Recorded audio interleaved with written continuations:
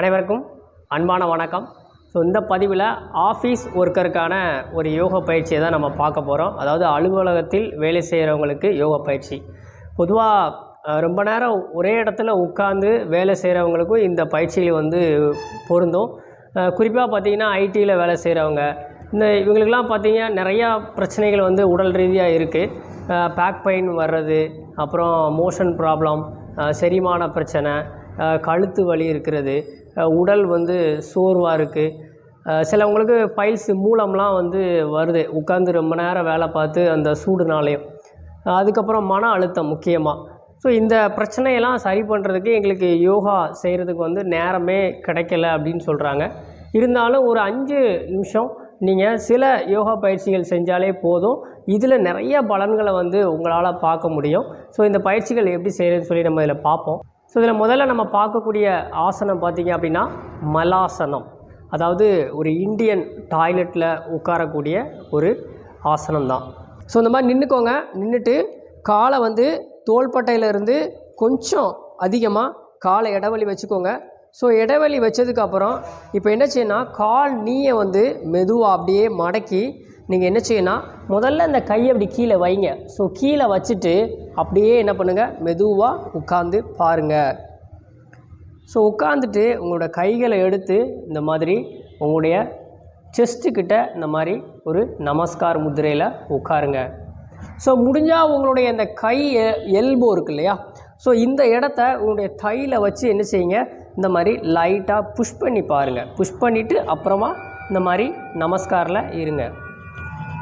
இதில் நீங்கள் ஒரு 10 வினாடி இந்த மாதிரி உட்காரணும். 1 2 3 4 5 6 7 8 9 10 ரிலாக்ஸ். இந்த ஆசனத்தில் பார்த்தீங்கன்னா ஆரம்பத்தில் ரொம்ப முழுமையாக அந்த மாதிரி உட்கார முடியாது. இந்தியன் டாய்லெட் பயன்படுத்துகிறவங்களுக்கு இந்த ஆசனம் கொஞ்சம் எளிமையாகவே வந்துடும். இல்லை நான் வெஸ்டர்ன் தான் பயன்படுத்துகிறேன் டெய்லி அப்படிங்கிறவங்களுக்கு இந்த ஆசனம் கொஞ்சம் கடினமாக தான் இருக்கும்.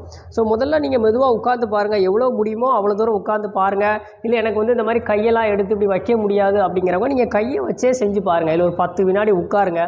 உட்கார்ந்ததுக்கப்புறம் திரும்ப அப்படியே மெதுவாக எந்திரிச்சிருங்க. மலாசனம் முடிச்சதுக்கப்புறம் நல்லா 2 மூச்சு இழுத்து விடணும்.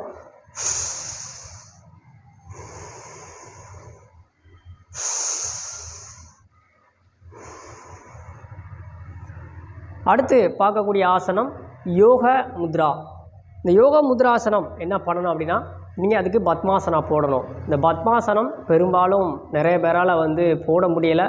தினசரி நிறைய வேலை செய்கிறவங்களாலையும் போட முடியல. சிலவங்களுக்கு இயல்பாக போட முடியும். அப்போ நீங்கள் என்ன பண்ணணும், உங்களுக்கு பத்மாசனம் போட முடியாதவங்க முதல்ல அர்த்த பத்மாசனா போடணும். அதாவது ஒரு காலை மட்டும் உங்களுடைய தொட மேலே இந்த மாதிரி போடணும். இந்த மாதிரி போட்டுக்கோங்க. போட்டுட்டு நீங்கள் மெதுவாக கையை மேலே தூக்கணும். கையை மேலே தூக்கும்போது முடிஞ்ச அளவுக்கு நல்லா முதுகை நேராக வச்சுக்கோங்க. மூச்சு இழுக்கணும். மூச்சை விட்டுட்டு உங்களுடைய கையை முதல்ல கீழே வைங்க. அப்புறமா மெதுவாக என்ன பண்ணுங்கள், கையை முன்னாடி நல்லா நீட்டி அப்படியே மெதுவாக குனியணும். குனிஞ்சு நெத்தியை வச்சு தரையை தொட முயற்சி பண்ணணும். இல்லை எனக்கு தரையெல்லாம் தொட முடியலை, வயிறு இருக்குது, தட்டுனாலும் பரவாயில்ல, நீங்கள் எவ்வளோ தூரம் வருமோ அவ்வளோ தூரம் வச்சுக்கோங்க. 1 2 3 4 5 6 7 8 9 10 ரிலாக்ஸ். இதே மாதிரி நீங்கள் என்ன பண்ணணும்னா, காலை மாற்றி அடுத்த காலையும் என்ன செய்யணும், இந்த மாதிரி மாற்றி போடணும். அப்படியே ஹேண்ட்ஸ் அப், மூச்சை விட்டுட்டே அப்படியே என்ன செய்யணும், மெதுவாக முன்னாடி குனியணும். இதுலேயும் ஒரு 10 வினாடி அப்படியே இருக்கணும். இல்லை எனக்கு பத்மாசனம்லாம் நல்லா வரும் அப்படிங்கிறவங்க நீங்கள் என்ன செய்யலாம் அப்படின்னா, இந்த மாதிரி பத்மாசனா போட்டு இதில் நீங்கள் என்ன செய்யணும், கையை முன்னாடி வச்சுக்கோங்க. மெதுவாக அப்படியே கையை நீட்டி மெதுவாக குனியணும். ரொம்ப ஃபோர்ஸ் பண்ணி பண்ணாதீங்க, கொஞ்சம் கொஞ்சமாக பண்ணுங்கள். தினமும் செஞ்சுட்டே வந்தீங்கன்னா உங்களுக்கு இந்த ஆசனம் என்னாகும், ரொம்ப ஈஸியாக வந்துடும். அடுத்து பார்க்கக்கூடிய ஆசனம் சேது பந்தாசனா. இந்த மாதிரி படுத்துக்கோங்க. காலை மடக்கி வச்சு உங்களுடைய 2 பாதத்துக்கும் தோள்பட்டை அளவு இடைவெளி வச்சுக்கோங்க. உங்கள் கையை இந்த மாதிரி பாதத்து பக்கத்தில் கீழே வச்சுக்கோங்க. வச்சுட்டு என்ன பண்ணணும் அப்படின்னா, மெதுவாக என்ன செய்யணும், உங்களுடைய இடுப்பை மட்டும் அப்படியே மெதுவாக மேலே தூக்கணும். தோள்பட்டை தலையெல்லாம் தூக்கக்கூடாது, கழுத்தை திருப்பக்கூடாது. இடுப்பை மட்டும் இந்த மாதிரி தூக்கி வச்சுக்கோங்க. 1 2 3 4 5 6 7 8 9 10 ரிலாக்ஸ். நல்லா மூச்சு இழுத்து விடணும்.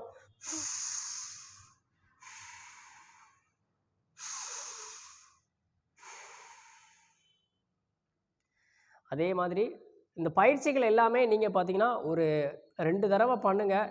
உங்களுக்கு நேரம் இருந்தால் 3 தடவை கூட நீங்கள் செய்யலாம். இந்த மாதிரி கையை வச்சுக்கோங்க. மூச்சை இழுக்கணும். மூச்சை விட்டுட்டு இடுப்பை மட்டும் மெதுவாக மேலே தூக்கணும். ஸோ ரொம்ப மேலே தூக்கணும் அப்படின்னு சொல்லி ரொம்ப ஃபோர்ஸ் கொடுக்காதீங்க. ரொம்ப கஷ்டப்பட்டு பண்ணாதீங்க. சிலவங்களுக்கு இவ்வளோ தான் வரும், இதுக்கு மேலே போகவே செய்யாது, இந்த மாதிரிலாம் இருக்கும். நீங்கள் பரவாயில்ல, இந்த மாதிரியே பயிற்சி பண்ணுங்கள். ஸோ ஒவ்வொரு நாளும் செய்ய செய்ய செய்ய செய்ய என்ன ஆகுனா உங்களுக்கு நல்லா என்ன செய்யும், இடுப்பு நல்லா மேலே போகும். நல்லா நீங்கள் போட்டதுக்கு அப்புறம் வேணால் நீங்கள் என்ன பண்ணலான்னா இந்த மாதிரி காலில் உங்களுக்கு கணுக்காலில் நல்லா பிடிக்கணும். ஆக்சுவலாக இதுதான் சேது பந்தாசனம். இந்த மாதிரி கணுக்காலில் நல்லா பிடிச்சி இப்போ என்ன செய்யணும், இடுப்பை நல்லா மேலே தூக்கணும். ஸோ காலெலாம் தூக்கக்கூடாது. குதிங்கால், கால் பாதத்தெல்லாம் என்ன செய்யக்கூடாது, தூக்கக்கூடாது. இடுப்பை மட்டும்தான் தூக்கணும். ஆரம்பத்தில் பண்ணும்போது பார்த்திங்கன்னா இந்த காலை பிடிச்சி பண்ண முடியாது. நிறைய பேருக்கு காலை பிடிக்கிறதே கஷ்டமாக இருக்கும். அப்படியே பிடிச்சாலும் பார்த்திங்கன்னா இடுப்பை தூக்குறது ரொம்ப கடினமாக இருக்கும். ஸோ அதனால தான் காலை என்ன செய்யணும், கொஞ்சம் முன்னாடி தள்ளி வச்சுட்டு கையை ஓப்பனில் வச்சு என்ன பண்ணுறோம், நம்ம அந்த சேதுபந்தாசனத்தை செய்கிறோம். அடுத்தது பார்த்திங்க அப்படின்னா வஜ்ராசனா. இந்த மாதிரி முட்டாங்கால் போட்டுக்கோங்க. நீ ஸ்டாண்ட் போட்டு உங்களுடைய பாதத்தை இந்த மாதிரி பின்னாடி ஃப்ளாட்டாக விட்டுட்டு கால் மேலே அப்படியே மெதுவாக உட்காரணும். இல்லை எனக்கு உட்கார முடியலை, ரொம்ப கஷ்டமாக இருக்குது, வலிக்குது அப்படின்னா நீங்கள் கால் பாதத்துக்கு ஏதாவது பெட்ஷீட்டோ இல்லை டவலோ மடித்து வச்சுக்கோங்க. இல்லை எனக்கு கால் முட்டி வலிக்கு அப்படின்னா நீங்கள் முட்டிக்கு ஏதாவது மடித்து வச்சுக்கோங்க. ஸோ மேட்டை அந்த மாதிரி ஏதாவது போட்டிங்கன்னா பெரும்பாலும் வலி இருக்காது. சிலவங்களுக்கு இந்த பாதம் ரொம்ப இறுக்கமாக இருக்கும். இந்த பாதத்தை என்ன செய்ய முடியாதுன்னா இந்த மாதிரி ரொம்ப ஸ்ட்ரைட் பண்ணவே முடியாது. ஸோ அவங்களுக்கு கண்டிப்பாக கஷ்டமாக தான் இருக்கும்.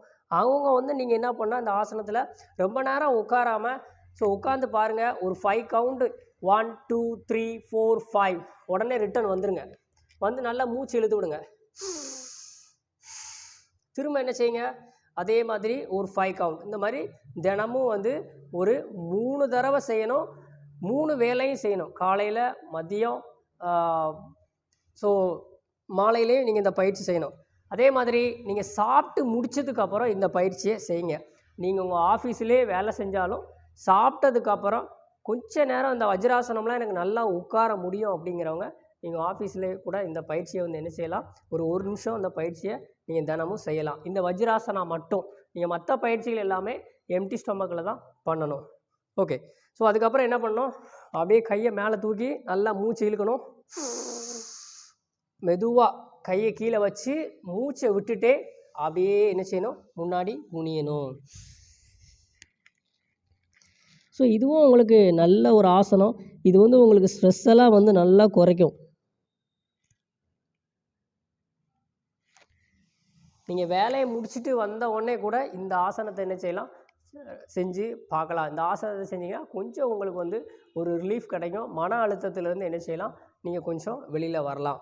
ஸோ இந்த ஆசனம் போடுறதுனால உங்களுக்கு அந்த செரிமான பிரச்சனை இருக்காது. அதே மாதிரி நல்லா மோஷன் போகும். ஸோ குறிப்பாக நம்ம உடல் அசைவு இல்லாமல் ஒரே இடத்துல உட்கார்ந்து வேலை பார்க்கறதுனால நமக்கு அந்த டைஜஷன் பிரச்சனை இருக்கும். செரிமான பிரச்சனை பெரும்பாலும் அதிக பேருக்கு இருக்குதுன்னு சொல்கிறாங்க. ஸோ அதனால் இந்த ஆசனத்தை செஞ்சீங்க அப்படின்னா அந்த பிரச்சனை உங்களுக்கு என்னவா இருக்காது, மொத்தத்தில் இருக்காது. பார்த்தீங்க அப்படின்னா இந்த மார்ஜாரி ஆசனா, கேட் போஸ். இதில் என்ன செய்யணும் அப்படின்னா இந்த மாதிரி முட்டாங்கால் போட்டுக்கோங்க. இல்லை வஜ்ராசனா போட்டிருக்கீங்கன்னா வஜ்ராசனத்திலேருந்து எந்திரிச்சு இந்த மாதிரி கைகளை முன்னாடி வச்சுக்கோங்க. முன்னாடி வச்சுட்டு உங்கள் கால் முட்டிக்கு தோள்பட்டை அளவு இடைவெளி இருக்கணும். உங்களுடைய 2 உள்ளங்கைக்கும் தோள்பட்டை அளவு இடைவெளி இருக்கணும். உங்கள் கால் பாதத்துக்கும் பின்னாடி தோள்பட்டை அளவு இடைவெளி இருக்கணும். பெரும்பாலும் நம்ம எல்லா பயிற்சியிலையும் இது கொடுத்துருப்போம். இதில் என்ன பண்ணணும் அப்படின்னா இந்த முதுகை நீங்கள் இந்த மாதிரி உள்ளே வளைக்கணும், அப்படியே மேலே பார்க்கணும். திரும்ப நல்லா முதுகை வெளியில் நல்லா ஹஞ்ச் பண்ணணும், வெளியில் வளைக்கணும், குனிஞ்சு உள்ளே பார்க்கணும். ஸோ கையெல்லாம் மடக்கக்கூடாது. முதுகுக்கும் கழுத்துக்கும் மட்டும்தான் நீங்கள் இந்த மாதிரி மெதுவாக பயிற்சி கொடுக்கணும். நிப்பாட்டாமல் அப்படியே மூமெண்ட்டில் ஸ்லோவாக பண்ணணும். சிலவங்க இந்த மாதிரி இப்படி படக்குன்னு பண்ணுவாங்க. இந்த மாதிரி இப்படி போடக்கூடாது. ஸ்லோவாக நீங்கள் உங்களுடைய முதுகெலும்பையும் கழுத்தையும் மட்டும் கவனத்தில் வச்சுட்டு மெதுவாக பண்ணணும். ஸோ ஆரம்பத்தில் செய்யும்போது நீங்கள் கொஞ்ச நேரம் கூட செய்யும், இந்த கையெல்லாம் வலிக்க தான் செய்யும். ஸோ வலிச்சிச்சின்னா நீங்கள் ஒன்ஸ் வந்து என்ன பண்ணுங்கள், இந்த மாதிரி ரிலாக்ஸ் போஸ்க்கு வந்துடுங்க. ஸோ வந்துட்டு அதுக்கப்புறம் கூட நீங்கள் செய்யலாம். இது வந்து நீங்கள் ஒரு 15லேருந்து ஒரு 20 முறை இந்த மாதிரி என்ன பண்ணணும்.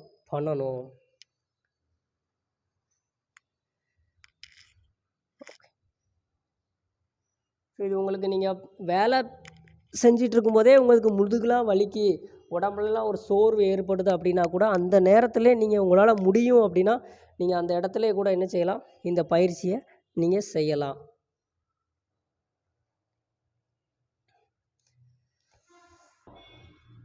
மார்ஜாரி பயிற்சி முடிச்சதுக்கப்புறம் நல்லா மூச்சு இழுத்து விடணும். மூச்சு இழுத்து விட்டுட்டு அதுக்கப்புறமா பவன முத்தாசனம்.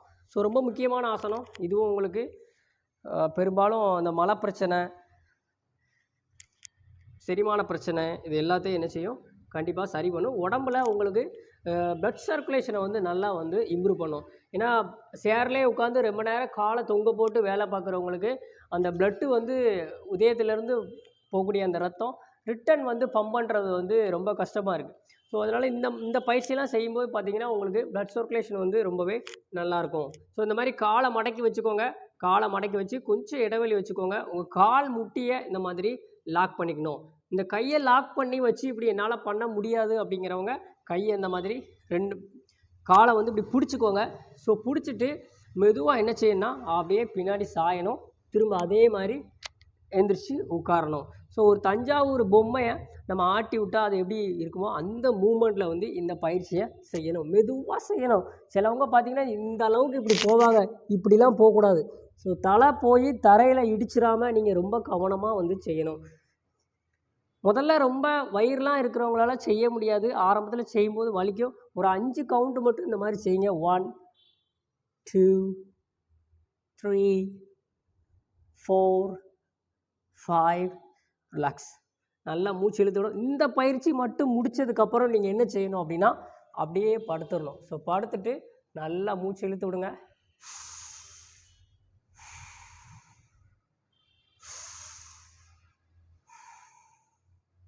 ஸோ இதில் நீங்கள் கண்ணை மூடி கொஞ்ச நேரம் அப்படியே படுத்துருக்கணும். ஸோ அதுக்கப்புறமா தான் நீங்கள் என்ன செய்யணும், மெதுவாக எந்திரிக்கணும்.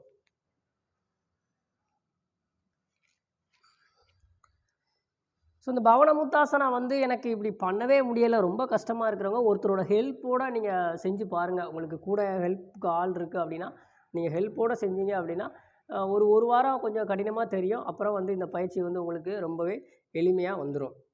ஸோ இப்போ நம்ம பார்த்த இந்த பயிற்சிகளை நீங்கள் தொடர்ச்சியாக வந்து செஞ்சுட்டே வாங்க. செஞ்சுட்டே வந்தீங்கன்னா நிறையா பலன்களை வந்து உங்களால் பார்க்க முடியும். ஸோ எப்படி இருக்குதுன்னு செஞ்சு பார்த்துட்டு அதை வந்து நீங்கள் கமெண்டில் சொல்லுங்கள்.